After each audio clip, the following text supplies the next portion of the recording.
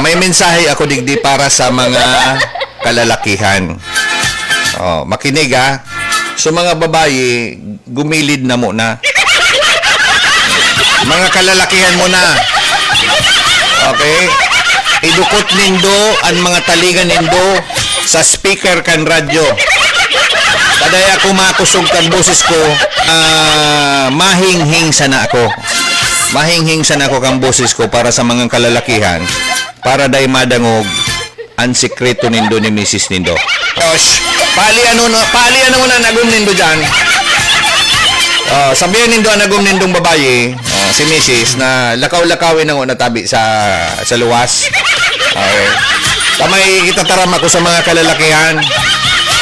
Lalo na so, sige pa man ang kabibira. Pero maluya na. Ni baga, may sikreto ako sa Indo, Bulis Kitty. Dali na! Hing-hing ko sana, ihing-hing ko lang. Maraman ni Mrs. Mukingon ka. Dahil ka makasustenir. Kunin na. Shh, mahing-hing sana ako ha. Dangog na ka mo. Dali na.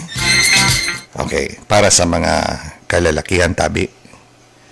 Ini po, kung ano ka mo ni Mrs. Nindo ha? Tumalo na Mrs. Ala! Okay, ready na ka mo? O sige. Huwag magmadali para hindi magkamali. Okay. Yun na, isa yun. Huwag magmadali para hindi magkamali. Okay? Ang gusto ko sabihin, huwag magmadali. Yung basta, okay lang mabagal. Dahan-dahan lang. Para okay lang maging mabagal. Basta tumatagal. Okay? Okay lang ha. Uli, huwag magmadali para hindi magmadali. Okay? Okay lang maging mabagal basta tumatagal. Okay? Luay-luay siya na. Anong gusto ko sabihin kayo ni Aram naman yung napigsasabi ko? Padsag ko bunanday pang manino na intindihan, Bulis Kitty niya, maluyaw na naintindihan naman kayo mundo. Ang gusto kong sabihin, huwag magmadali para hindi magkamali. Okay lang maging mabagal, basta tumatagal.